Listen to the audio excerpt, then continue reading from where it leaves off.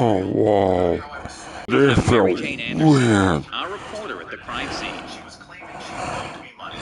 This is Atlanta? Oh, this looks bad. Oh, it's Atlanta. Her husband, the alleged killer, has already been arrested. Okay. What? You just fainted and now I'm here? The hell? My mom is dead. My father in prison. And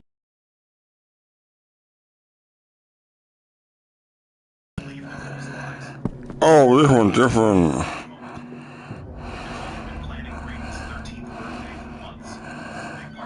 Oh, what the fuck? Yeah, boy.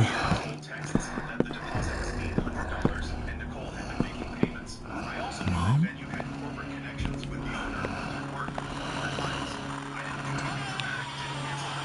Jackie?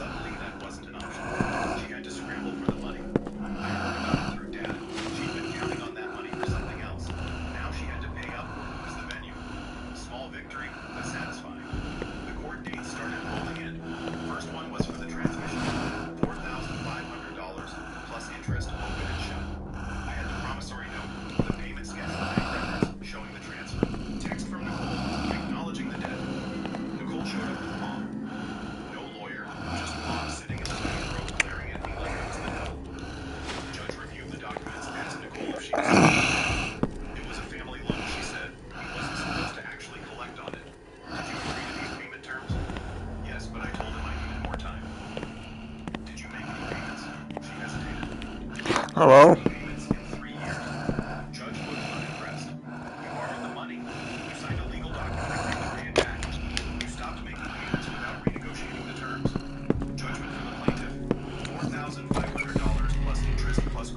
What the hell?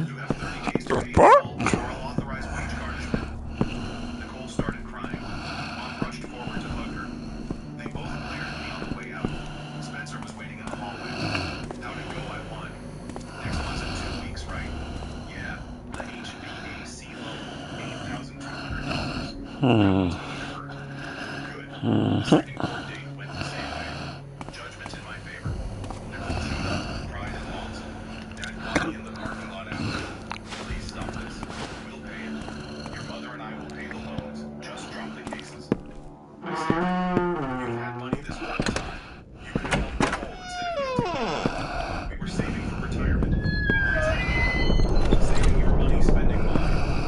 Oh.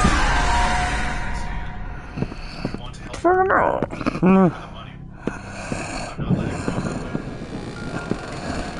I don't know. Fuck you, bitch.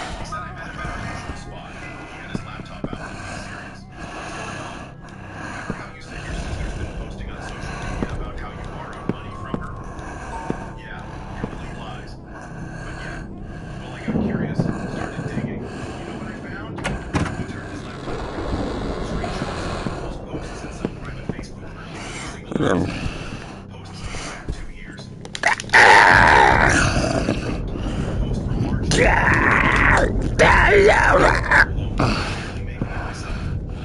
Sorry.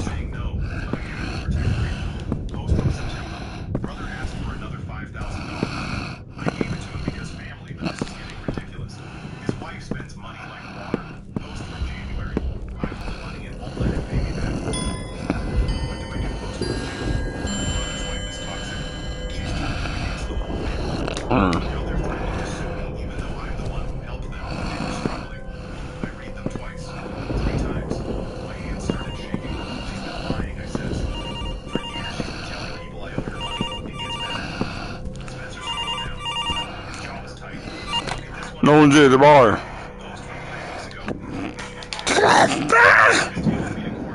Shit it.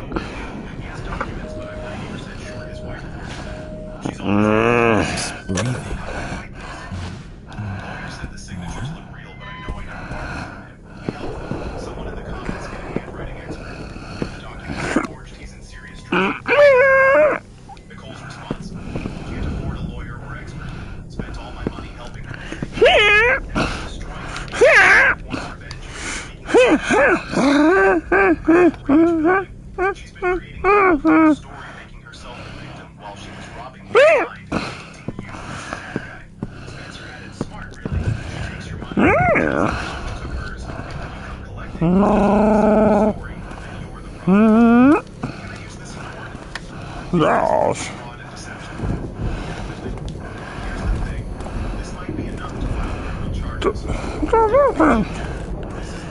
Ew.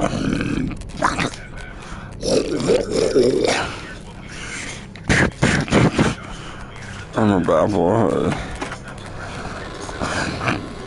I don't even know what to do. They want to know the 2000. No, I don't know the 2000. But I'm not a wow. Hee hee hee hee. I'm not. No. Ew.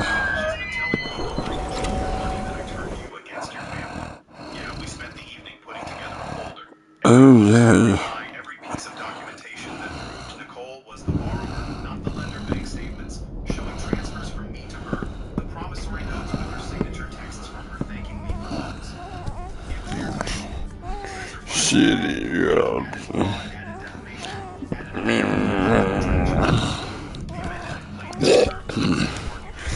wait. Mama. said those things. I have screenshots, Nicole. Silence. You've been lying for years, telling people I owed you money while you were taking mine. I was just venting. I didn't know. You should have thought about that before you took $68,400 and lied about it. The fuck? That was it.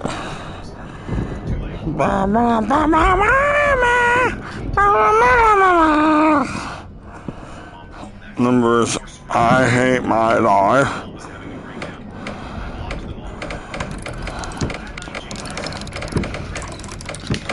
What's this one? It's another one.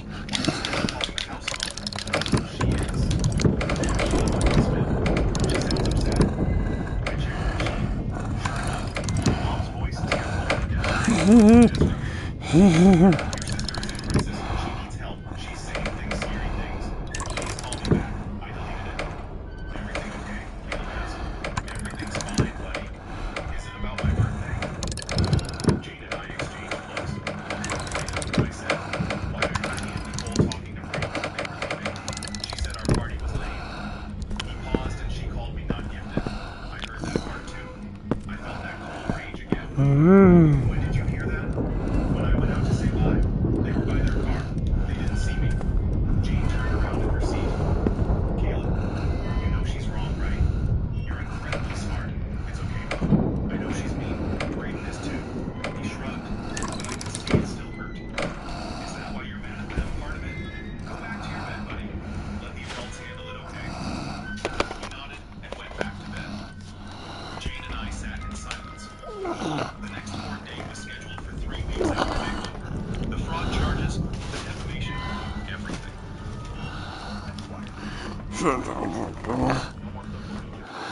Her accounts went private. Mom and Dad stopped calling too. I thought maybe they'd finally given up. I was wrong. 2 days before the court date, Nicole showed up at my house alone this time. Jane answered the door, saw who it was, and called for me. I came to the door. Nicole looked terrible. "Can we talk?" she asked.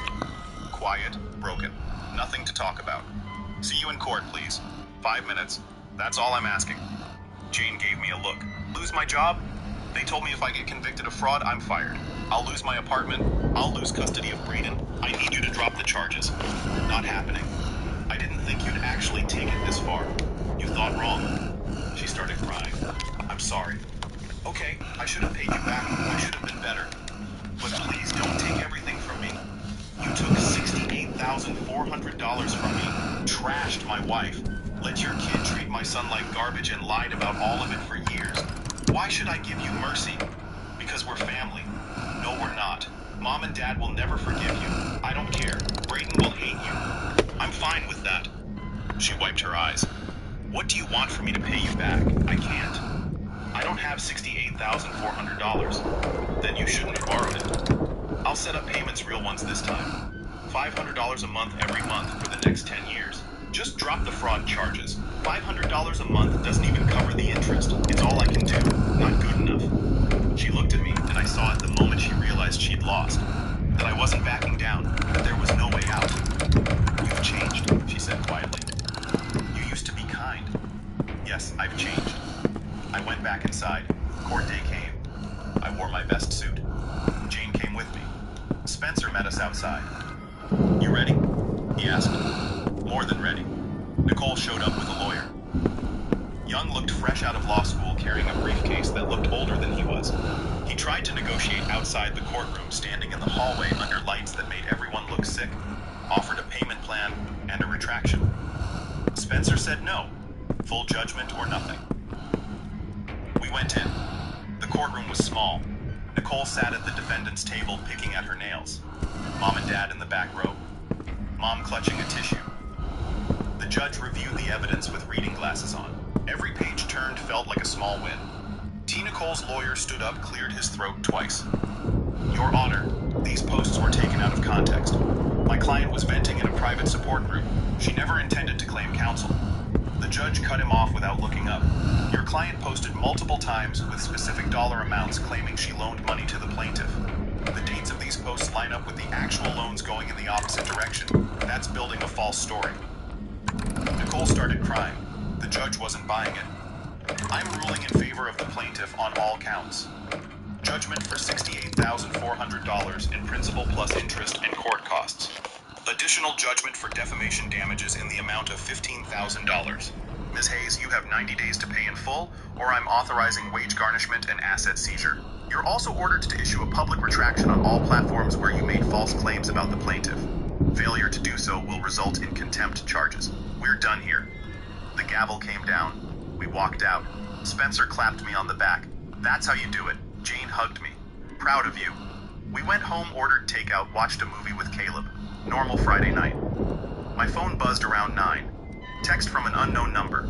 I hope you're happy. You've destroyed your sister. Destroyed this family. I hope it was worth it. I blocked the number. Another text. Different number. You're going to regret this. We'll never forgive you. Blocked. Then I turned off my phone. The next week, Nicole posted the retraction required by the court, a public admission that she'd lied, that I'd loaned her money, that she'd failed to pay it back, that her claims about me borrowing from her were false. The comments were brutal. People calling her a liar, friends, saying they couldn't believe she'd done that. Her support falling apart in real time. Her employer saw it. She was fired within a week, not for the fraud itself, but for the ethics violation of lying about financial matters while working at an insurance company. Mom called Jane, screaming at her, blaming her for everything. Jane let her yell for about 30 seconds, then hung up and blocked the number. Dad sent an email long going on about family and forgiveness and how I'd regret this someday. I deleted it.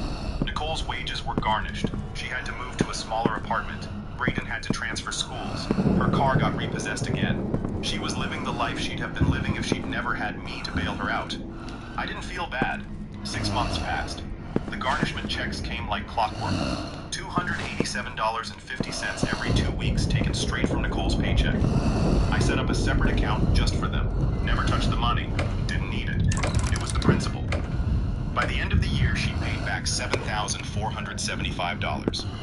Only $75,925 to go. Her credit score dropped to 480. Bankruptcy was declared, but the court judgment survived it. Fraud debts don't get discharged. She temporarily lost custody of Brayden after missing too much work. He moved in with Mom and Dad in Tucson. She got him every other weekend if she could afford the gas. I heard about it through distant relatives' emails with subject lines like, "What you've done and blood is thicker." That's when I realized something. Cutting off my family didn't make me cold or heartless. It made me a better father, a better husband, a better man, because I finally chose the people who deserve my loyalty and left the rest behind.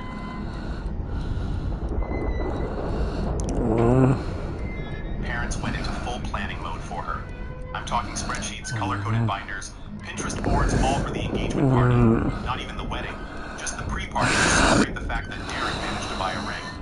Now keep in mind, my parents aren't rich. Dad worked at a car dealership for most of my life. Mom did part-time stuff here and there. They're comfortable, but not throw a luxury party comfortable. So when they started talking about renting a fancy venue, catering a live band, I was like, with what money?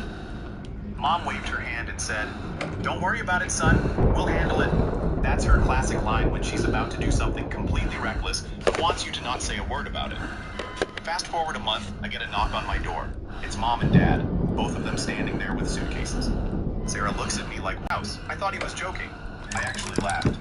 Ha, yeah, right. But, nope. Mom's nodding like this is totally normal. We needed the money for Emily's engagement party. It's going to be so beautiful. You'll see. Anyway, we don't have a place right now, so we'll just stay here for a bit. I swear my brain short-circuited. You sold your house to pay for Emily's engagement party. Not her wedding. The party before the wedding. Mom goes, well, it's important. She deserves to feel special. And besides, we'll find another place eventually. This is just temporary. Sarah was standing next to me, clutching the door like she might slam it shut. She said, you didn't even ask us. Mom frowned, like Sarah had just farted in church. Ask. We're family. Of course we'll stay here. You have the space. And just like that, they moved in.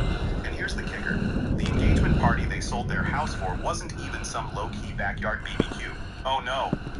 They went full tilt. Rented out my Aunt Stacy's country club ballroom. Hired a live band, had ice sculptures. People flew in from 3 different states just to watch Emily cry happy tears under a ceiling of fairy lights. Meanwhile, Sarah and I were eating off paper plates at our wedding reception a few months before. But sure, this was the big priority. I've got a 3-bedroom house. One's ours, one's Sarah's office, one's a guest room. Guess which one they took? Not the guest room. No. Mom said the guest room was too small for them and took over Sarah's office. Moved her desk into the garage like it was some folding chair. Sarah was fuming, but she tried to be polite. From day one, it was chaos. Dad parked his truck in my driveway like he owned it, blocking Sarah's car more than once.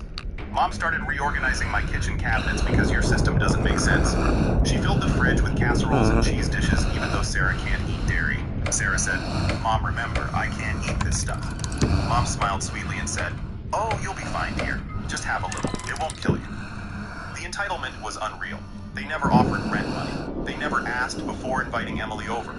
Half the time, I'd come home from work, and Emily would already be there raiding my pantry. Once I caught her in the garage going through my toolbox, because Derek needed a wrench. Didn't ask, just helped herself. I tried to keep it together. I told myself it was temporary, but every day it felt more like they thought my house was theirs.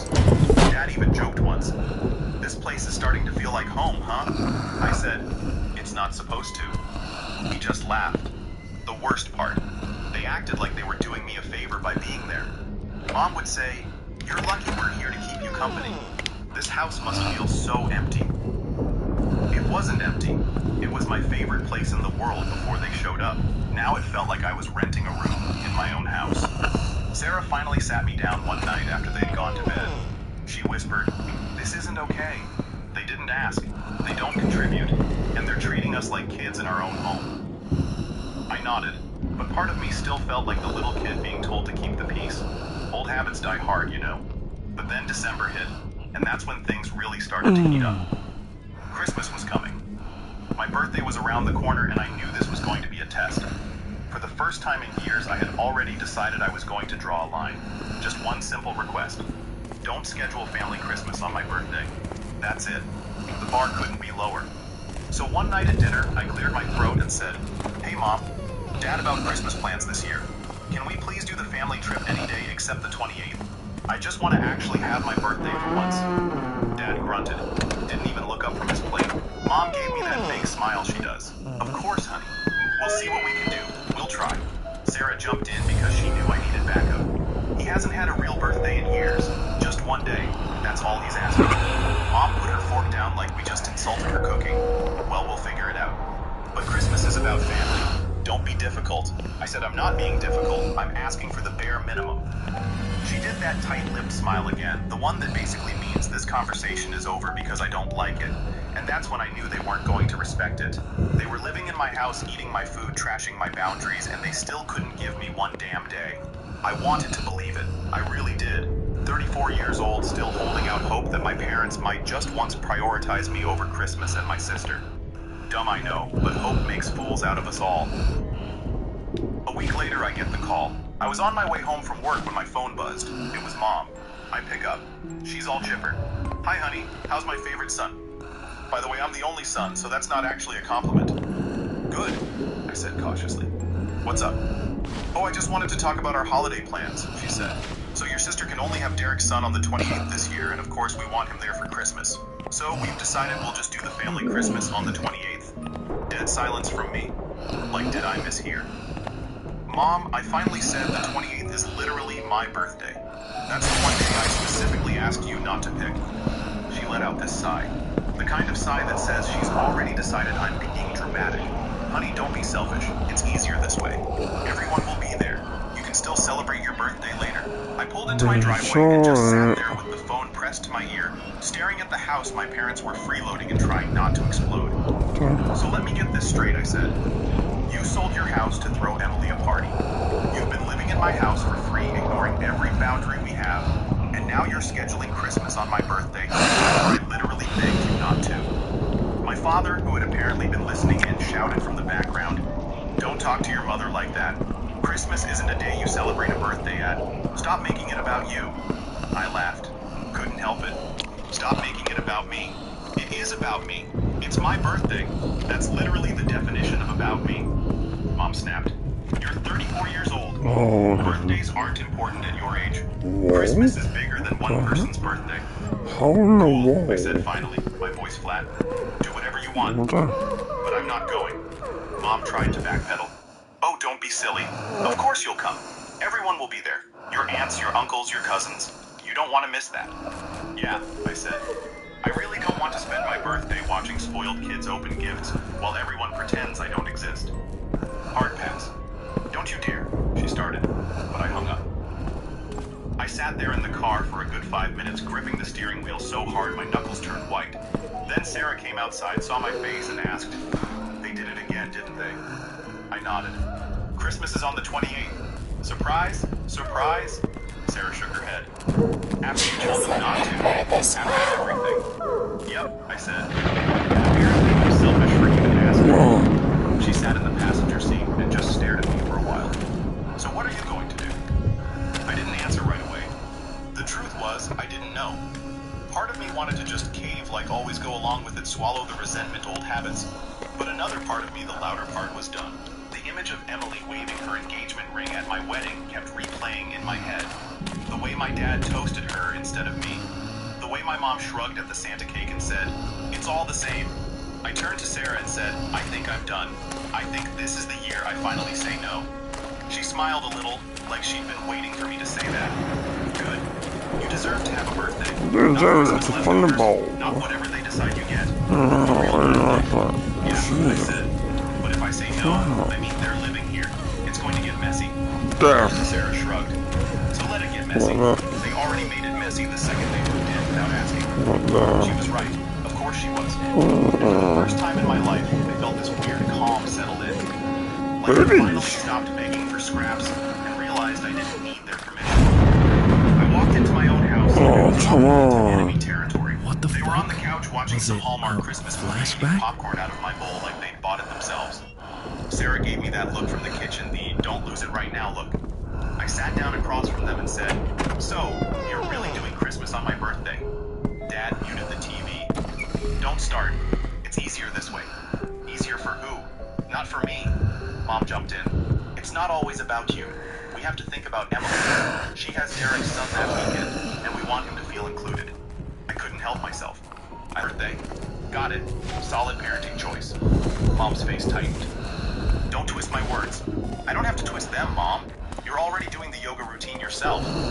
Dad pointed his finger like he was about to lay down the law.